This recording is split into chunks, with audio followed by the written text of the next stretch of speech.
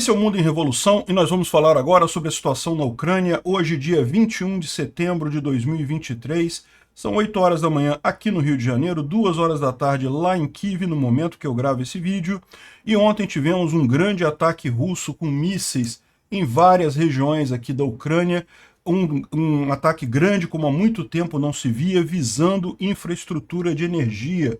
Mais uma vez a Rússia voltou a fazer ataques querendo deixar a Ucrânia sem energia elétrica, né?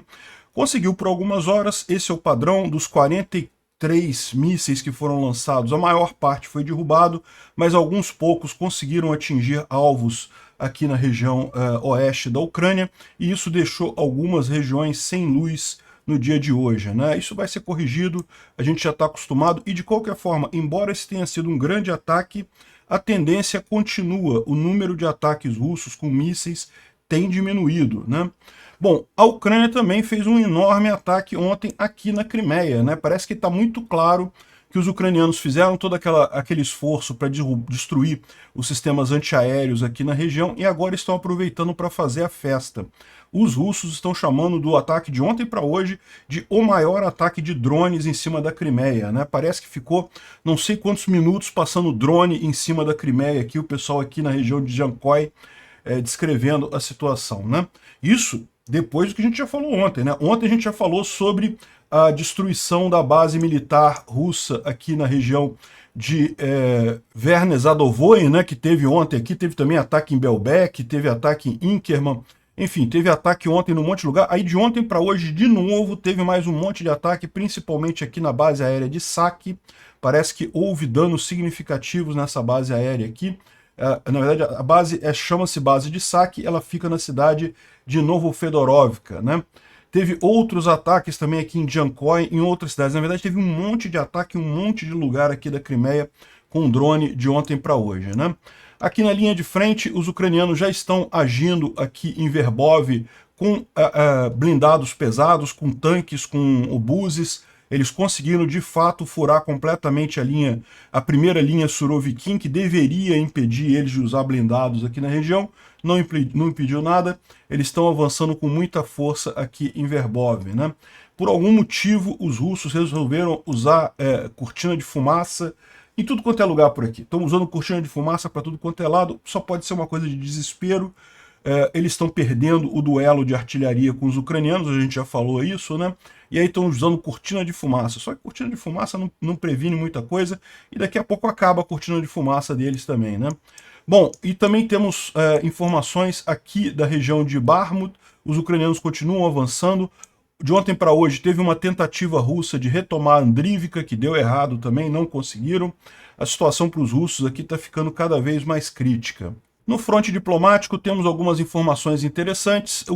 A Polônia e a Ucrânia conseguiram chegar num acordo para negociar um acordo de grãos. Você lembra, havia um banimento de grãos ucranianos na Polônia. Vão fazer um acordo. É lógico, não é o ideal, mas é alguma coisa melhor do que o banimento completo e também evita maiores atritos entre a Polônia e a Ucrânia, né? O mesmo acordo está sendo negociado com outros países aqui na região, todo mundo preocupado com o grão ucraniano naquela região, né? O idiota do Lula voltou atrás de voltar atrás, né? Ele tinha desistido da reunião com Zelensky, tinha comunicado que ia voltar para o Brasil para conta de dores e coisa e tal, mas no final das contas deve ter levado um puxão de orelha do Biden. Biden falou, olha só, você tinha me prometido que ia fazer não sei o que lá, não sei o que lá, fez o encontro com o Zelensky. É lógico, como eu tinha previsto para vocês, não vai resultar nada disso. O Zelensky falou no final que foi um encontro muito franco e que as equipes diplomáticas vão trabalhar em seguida em possíveis avanços futuros e coisa e tal, o que quer dizer basicamente nada. Dá para ver pela expressão do Zelensky que ele está ali, realmente não conseguiu tirar nada do Lula. É o que eu falo para vocês. Europeus e americanos têm uma ideia muito errada do Lula. Por quê? Porque eles escutam a imprensa brasileira. A mídia brasileira é totalmente vendida para os esquerdistas aqui. É um absurdo isso. O quanto eles elogiam o Lula, o quanto eles acham que o Lula é uma coisa positiva. Não é. O Lula é um idiota, um socialista, um corrupto. O Lula tinha que estar na cadeia pelos crimes que ele cometeu, não na presidência da República. É um absurdo isso. Parece que agora eles estão tendo choque de realidade, percebendo quem é realmente o Lula. Não tem nenhuma chance do Lula mudar de posição. O Lula ama ditaduras no mundo inteiro, inclusive a do Putin. E para ver que o problema é o Lula, não é necessariamente a esquerda latino-americana, o Boric, dá para ver a diferença da reunião do Zelensky com o Boric, né?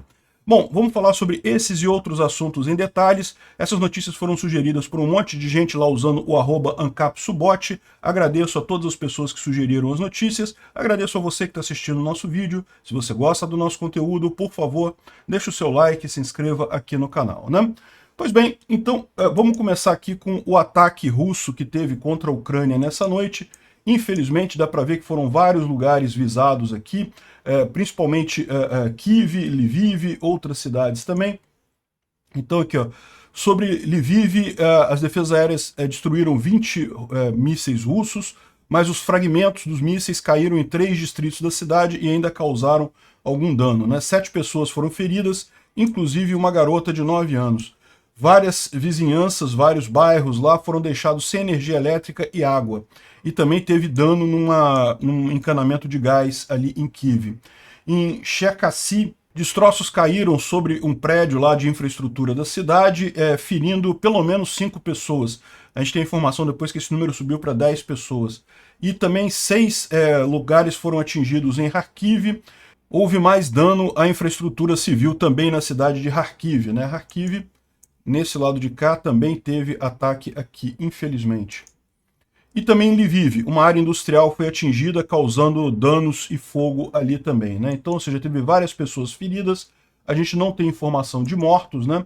Aqui, de novo, aqui em Cherkasy, parece que aumentou o número de feridos para 10, atingiu um hotel na cidade, dá para ver aqui, um hotel, um prédio de um hotel civil, ou seja, mais uma vez russos atingindo a infraestrutura civil, um absurdo completo esse tipo de coisa aqui, né? E aqui, ó, a Rússia fez o seu primeiro ataque à infraestrutura crítica na Ucrânia em 6 meses, né? Vocês lembram, lá no ano passado, a Rússia tentou também destruir represas, subestações, um monte de coisa referente à energia elétrica e água e coisa e tal, na expectativa de destruir a Ucrânia antes do inverno. Aparentemente estão recomeçando esse processo agora, mas numa escala muito menor. Isso é importante deixar claro, né? A defesa antiaérea ucraniana, foram lançados 43 mísseis, desses 36 foram derrubados pela defesa antiaérea ucraniana, então uma excelente taxa de derrubada, né, de interceptação. Infelizmente ainda teve aí 4 mais 3, 7 mísseis que passaram e acabaram causando um monte de dano nessa história. Como eu falei, algumas partes da Ucrânia chegaram a ficar sem luz, né? Algumas estão sem luz ainda, mas a correção desse tipo de coisa costuma ser rápido. Muito em breve isso deve estar resolvido, né? Mas isso aqui certamente indica que os russos estão planejando fazer a mesma coisa que fizeram ano passado, tentar destruir a infraestrutura ucraniana na época do inverno. Mais sofrimento para os civis aqui na Ucrânia. E também um certo desperdício de mísseis russos, porque não vão estar usando isso na frente militar, que é onde poderiam fazer diferença, né? No final das contas, só covardia dos russos mesmo. E diferente dos russos que atingiram infraestrutura civil, os ucranianos fizeram mesmo, estão fazendo já há alguns dias, ataques muito grandes ali na Crimeia em infraestrutura militar, né? Então aqui, lembra que ontem a gente falou sobre um ataque que foi feito anteontem, aqui na região de Vernezadovoy, né, que é essa região aqui perto de Sevastopol, aqui na Crimeia. A gente falou, né, ontem que atingiram coisas aqui em Inkerman, aqui na base de Belbek, no aeroporto de Belbek, e também nessa região aqui de Vernezadovoy. Agora a gente tem mais informação sobre isso, né? Aqui, as Forças Armadas Ucranianas confirmaram que atacaram um posto de comando da Frota do Mar Negro ali em Vernezadovoy, na Crimeia. O governador de Sevastopol disse que o ataque foi repelido, que está tudo calmo na cidade, coisa e tal, mas o canal de Telegram Crimean Wind, ou Vento da Crimeia, postou que, um canal russo, portanto, foi reportado que os alojamentos e quartéis generais foram atingidos. Existe um monte de feridos e também tem 200. 200 é o código que eles usam para mortos, né? Então, não quer dizer 200 mortos, não. Existem mortos, né?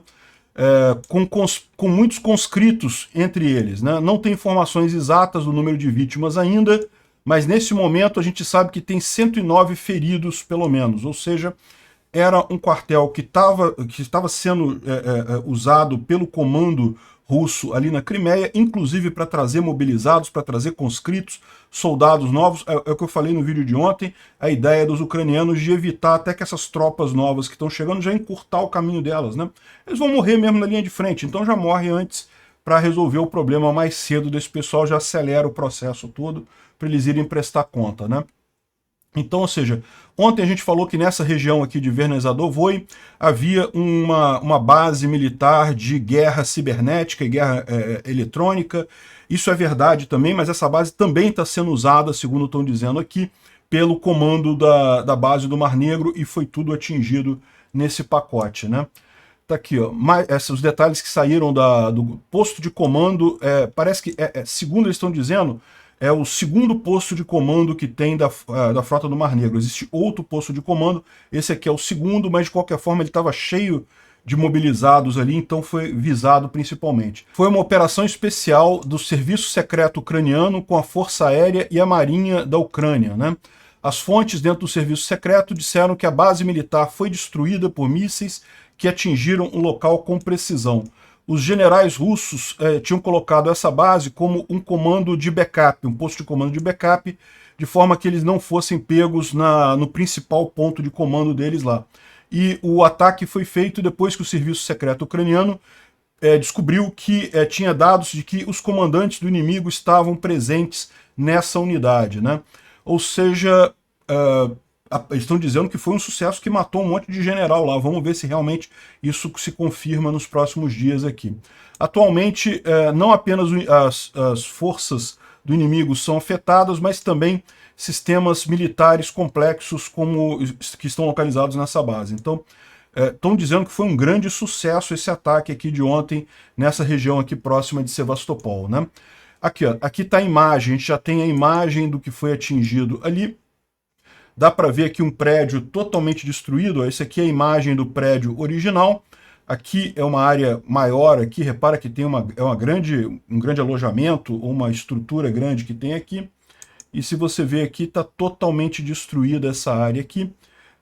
Realmente foi um ataque com bastante dano, causando bastante dano ali na região, né? É lógico, a gente ainda não tem confirmação dos danos e coisa e tal, mas os próprios russos estão falando em grande número de feridos e vários mortos também nessa região aqui, né? Bom, mas isso que a gente está falando aqui é a confirmação do ataque que foi de anteontem para ontem, que a gente já tinha falado nesse ataque aqui ontem. Agora a gente tem mais ataques aqui na Crimeia. De ontem para hoje teve mais um monte de ataque ali. Aqui, ó, o Serviço Secreto Ucraniano, junto com as forças navais ucranianas, lançaram um ataque de grande escala na base militar de Saki, na Crimeia ocupada, né? E pelo menos 12 Su-24 ou Su-30 tinham ali naquela base aérea, bem como um sistema Pantsir, que é um sistema de defesa antiaéreo, né? Então, e também era uma base que era usada para treinar operadores daqueles drones Mojahir, que é um outro drone iraniano que os russos estão usando também, né? E, segundo os ucranianos, foram usados mísseis Neptune para fazer esse ataque na base de Saki, né? Então a base de Saki, ela fica mais aqui para cima. Essa base aqui, ó, fica na cidade de Novofedorovka, mas é a base de Saki que é conhecida. E já tinha sido atingida no ano passado. Aliás, presta atenção porque tem gente colocando a imagem do resultado desse ataque de ontem para hoje, mas na verdade é o ataque que foi feito pelos ucranianos ano passado, em 2022, que também causou bastante dano nessa base, mas o fato é que de lá para cá os russos voltaram a usar a base, botaram mais um monte de aviões ali, e agora os ucranianos fizeram outro ataque. A gente ainda não tem imagem de satélite desse novo ataque, mas tão logo a gente tenha, a gente vai mostrar, né? As imagens que estão circulando no momento que eu estou gravando esse vídeo aqui são imagens do ano passado. Então aqui foi feito esse ataque e vamos ouvir aqui o ataque. Ой, ты какой красавчик.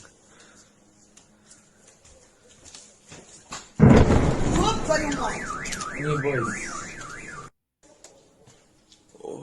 Não dá para ver muita coisa, dá para ouvir o cara reclamando lá e o barulho da explosão, mas enfim, isso daí foi uma parte desse ataque ucraniano ali, né?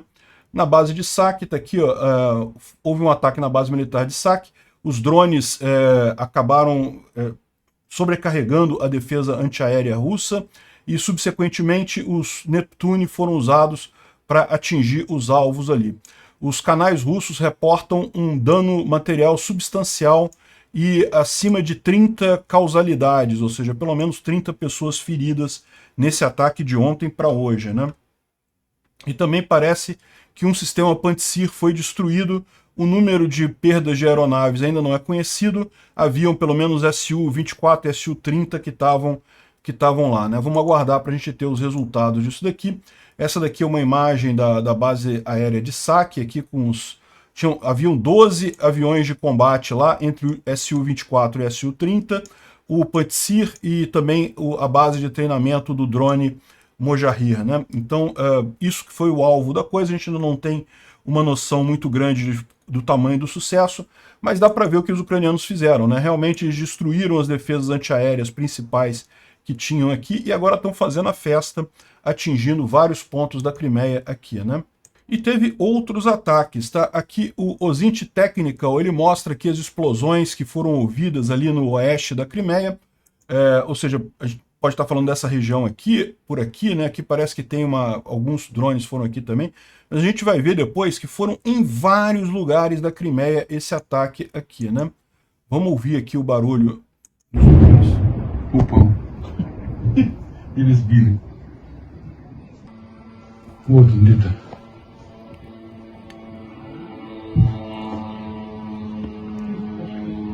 Трассе обошли.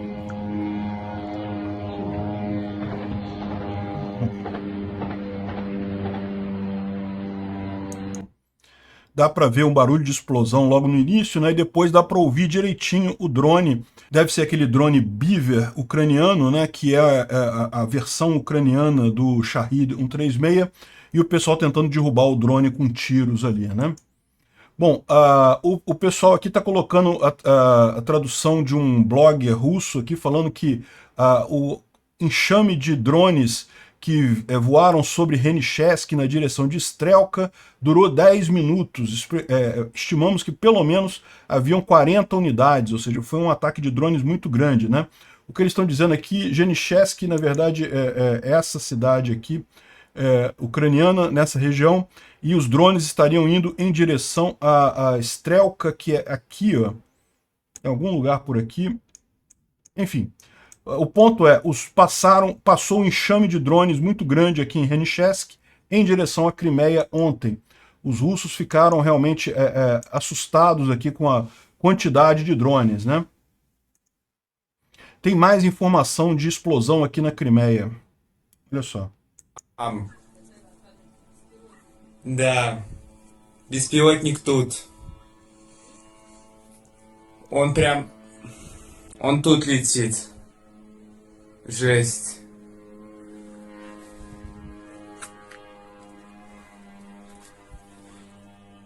Я не понимаю, где он. Чё ты говоришь? Ой. Ну и что делать? Pois é, o drone caiu ali, explodiu, né, atingiu alguma coisa por ali, você deu para ouvir o turista russo ali já apavorado, né, nossa, que coisa terrível, drones e coisa e tal. Meu amigo, seu país invadiu outro país, não tem jeito, né?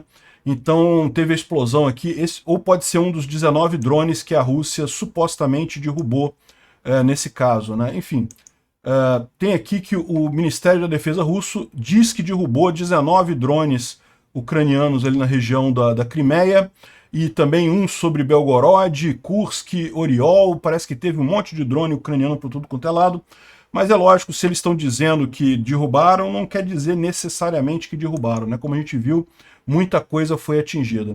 Aqui, o Radu Rosso traz a informação aqui que sim, é verdade, a Crimeia ilegalmente anexada foi atingida com força pelo exército ucraniano. Em Saki, Jankoy, Sevastopol estão entre os lugares que foram atingidos pelo maior ataque de drones sobre a Crimeia. Isso é uma fonte russa que está falando, né? Isso aqui são imagens do Firme que mostram incêndios, né? E dá para ver aqui, ó, que tem vários pontos aqui que podem ter sido justamente os ataques ucranianos nessa região, né? O Firmes é aquele satélite da NASA que indica questão de incêndio, então dá para ver aqui em Sevastopol, justamente aquele ataque que houve de ontem para ontem, mais um monte aqui. Enfim, um monte de ataques ucranianos com drones na Crimeia nesses 2 últimos dias, né? Teve também um grande incêndio aqui na usina termoelétrica de Zuivska, na região de Donetsk, na região ocupada de Donetsk, então isso aqui está controlado pelos russos. A gente não sabe se isso aqui foi um ataque ucraniano ou se foi algum acidente que aconteceu ali na região. De qualquer forma, a usina termoelétrica está fora do ar por ali, né?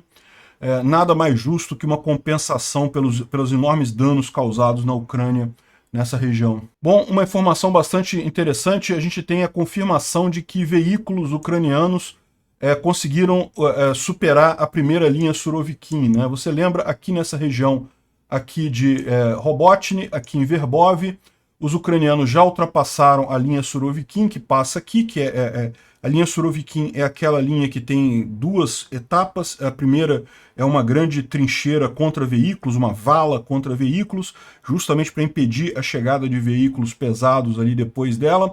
Depois disso ainda tem os dentes de dragão, que são aquelas piramidezinhas, tem mina, e depois tem a trincheira normal mesmo dos soldados russos para tentar conter. A gente sabe que os ucranianos já ultrapassaram tudo isso aqui, mas até aqui a gente tinha informação que os ucranianos ultrapassaram com infantaria, com soldados, né? No máximo com veículos leves. E agora a gente tem a confirmação de que veículos passaram da linha Surovikin, já estão atacando diretamente lá os russos depois disso, né? Como ele explica aqui, uma quebra na coluna, uma quebra nessa defesa é uma operação complexa, porque, lógico, a ideia dos russos justamente é que você atrasa o inimigo com essas coisas todas. Eles sabem que isso não, a defesa estática, ela não para o inimigo, mas ela atrasa o inimigo. Isso dá oportunidade dos russos contra-atacarem e dificultarem a vida dos ucranianos ali. Mas, então, como a gente viu, o objetivo ucraniano, eles entraram com infantaria, alargaram a base aqui, né, afastaram bastante os russos nessa região e só então entraram com os veículos aqui no dia 20/9, 20 de setembro, ontem. Eles conseguiram entrar aqui com veículos, são essas setas verdes aqui.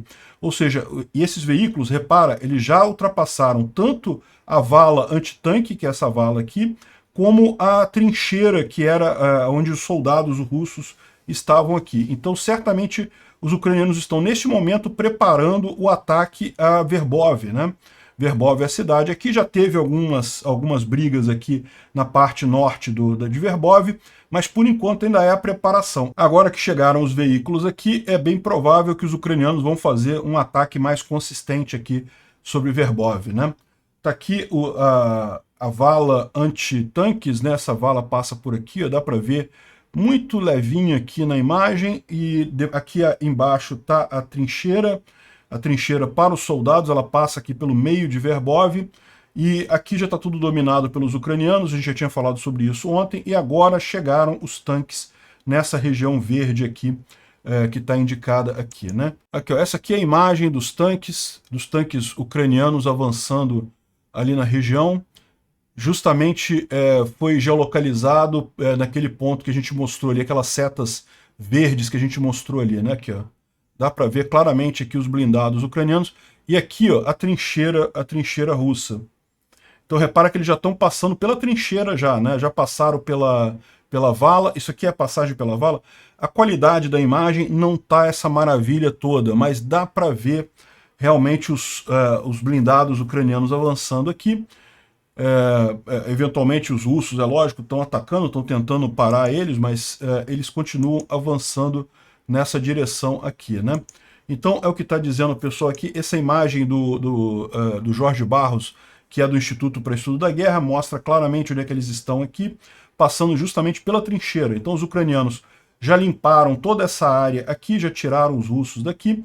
Essa linha vermelha mais grossa aqui é a linha de a vala antitanque, isso já passou.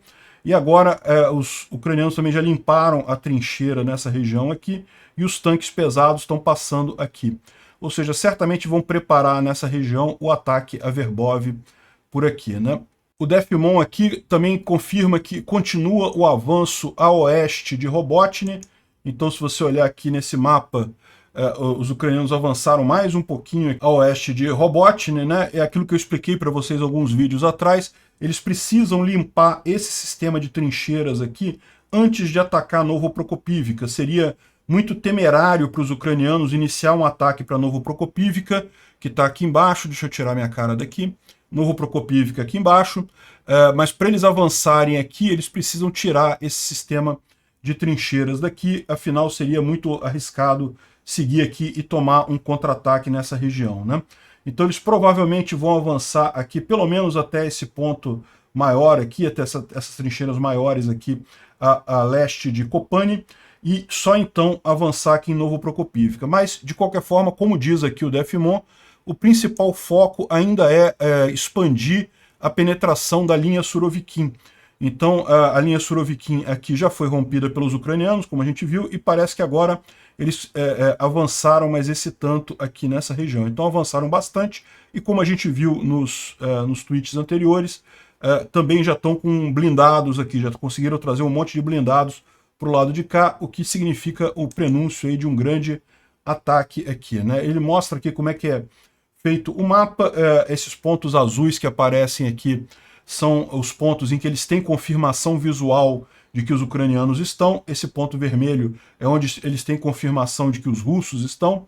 Então essa é a situação aqui, né? A Astraia Intel, ela traz aqui informação de fotos de satélite que teve muita cortina de fumaça lançada pelos russos ali na região de Novoprokopivka, na parte leste de Novoprokopivka. Ou seja, a gente está falando justamente dessa região aqui, né? Como vocês sabem, os ucranianos estão avançando aqui também a leste de Novoprokopivka, e os russos estão usando essas cortinas de fumaça ali com muita força na região, né?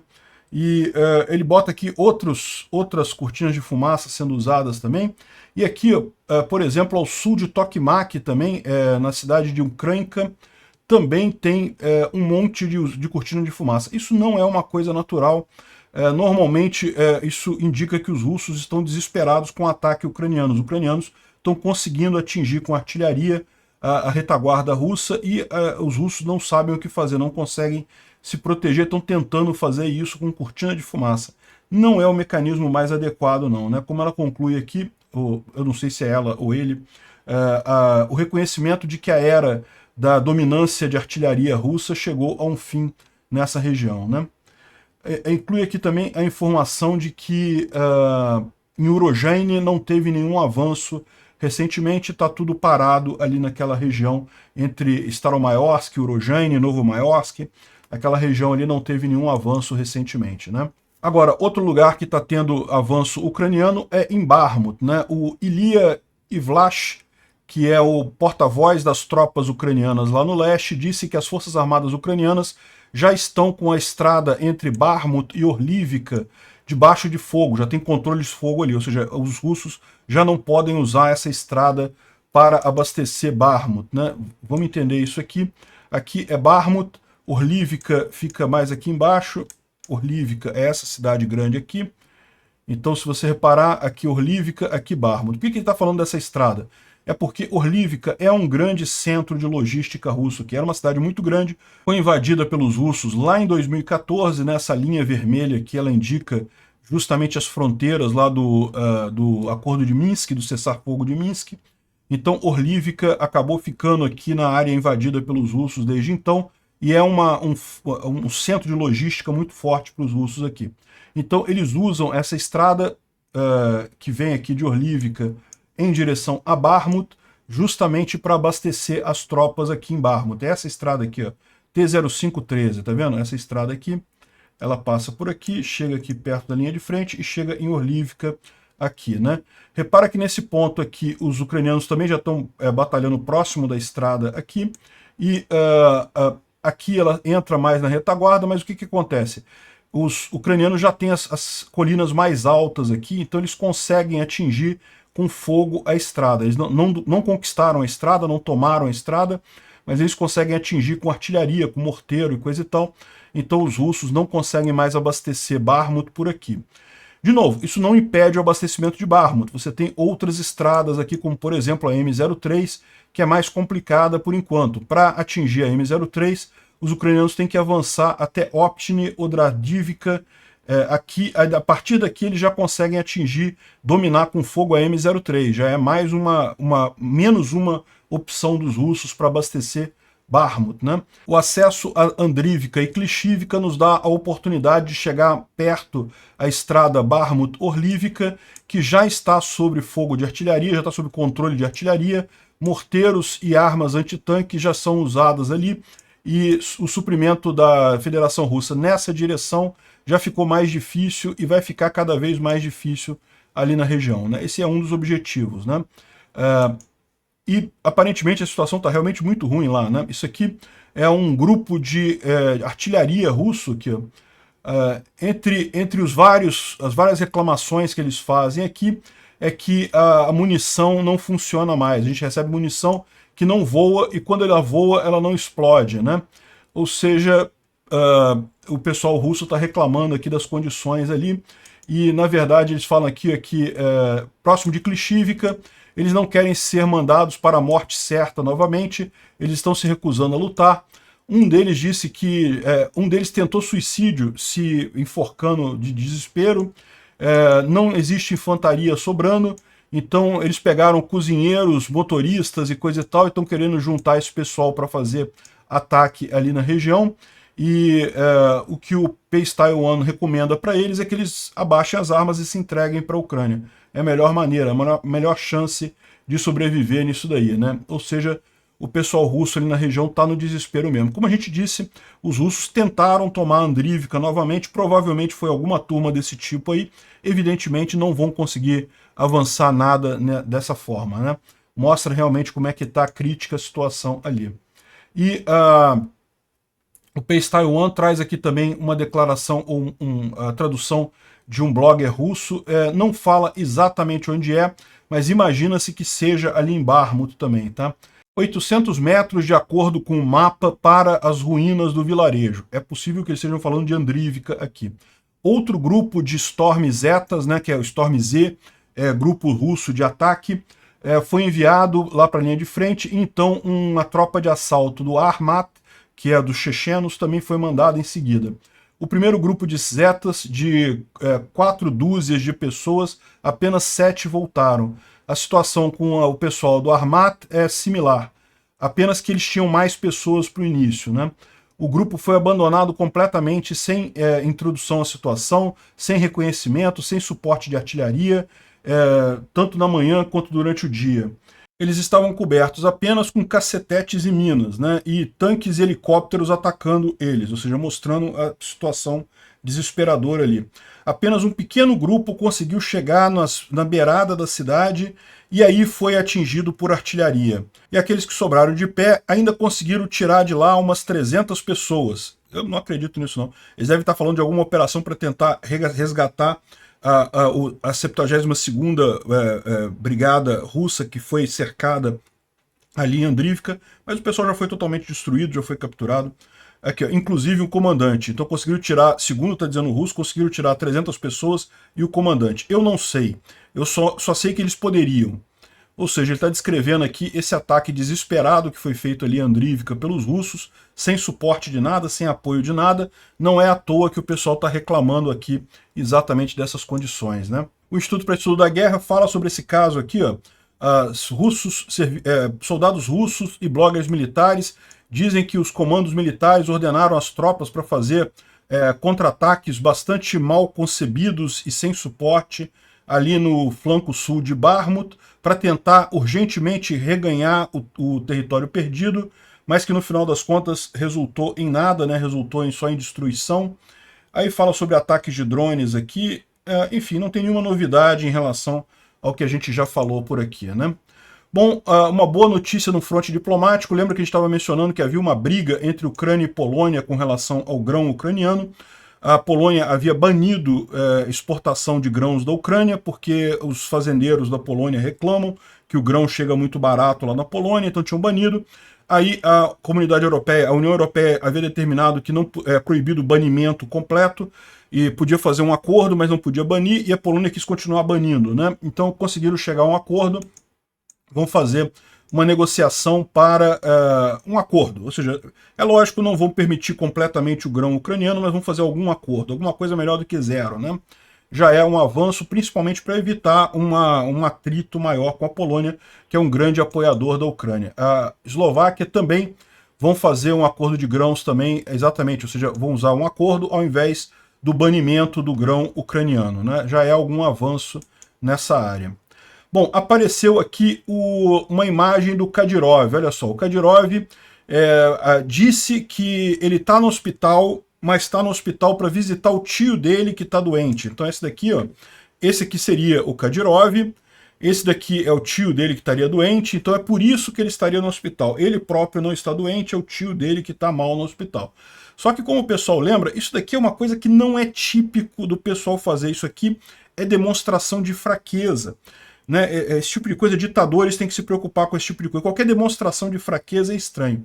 E o detalhe, eles mostram esse vídeo aqui, né? Tem um vídeo falando do tio do Kadyrov, o Kadyrov ali do lado, mas o Kadyrov não fala nada. Ele só fica ali parado e não fala nada na coisa toda, né? Então, eles estão botando isso como uma prova de que o Kadyrov está bem, que não tem nada, que ele está no hospital, mas é por causa do tio e coisa e tal, mas isso aqui só mostra que a situação está muito estranha ali, né?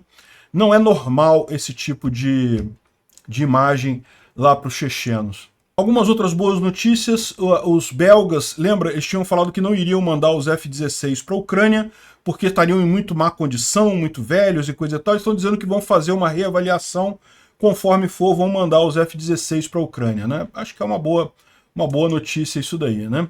Os Estados Unidos anunciaram mais um pacote de 325 milhões de ajuda para a Ucrânia, ou vão anunciar hoje, né? Porque, lembra, o Zelensky e o Biden estavam em Nova York para a reunião da ONU. Hoje ele foi para Washington, né, desceu para a capital dos Estados Unidos, vai ter um monte de reuniões importantes e deve-se anunciar esse pacote de ajuda aqui, né? Infelizmente, como a gente está dizendo, parece que não vai ter ATACMS. Os ATACMS ainda estão sendo discutidos, né? Os ATACMS são aqueles mísseis de longo alcance americanos, cuja grande vantagem é que tem muitos deles, né? Os ucranianos já têm agora o Storm Shadow e o Scalp, já estão fazendo vários ataques danosos com eles, mas a quantidade desses mísseis não é muito grande. O ATACMS tem um alcance maior ainda do que o Storm Shadow, tem uma carga destrutiva menor, mas um alcance maior.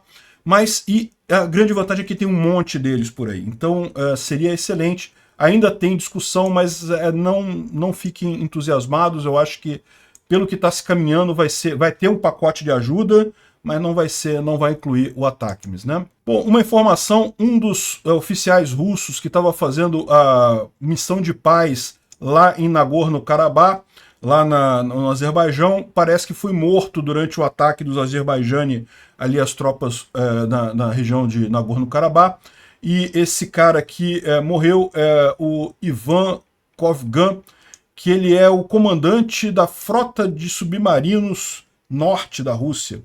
Olha que coisa, né? O cara é um comandante de submarino do norte, acabou morrendo nas montanhas do Azerbaijão, lá no sul da Rússia, né? Realmente, bom, menos um comandante militar russo, sempre positivo no final das contas.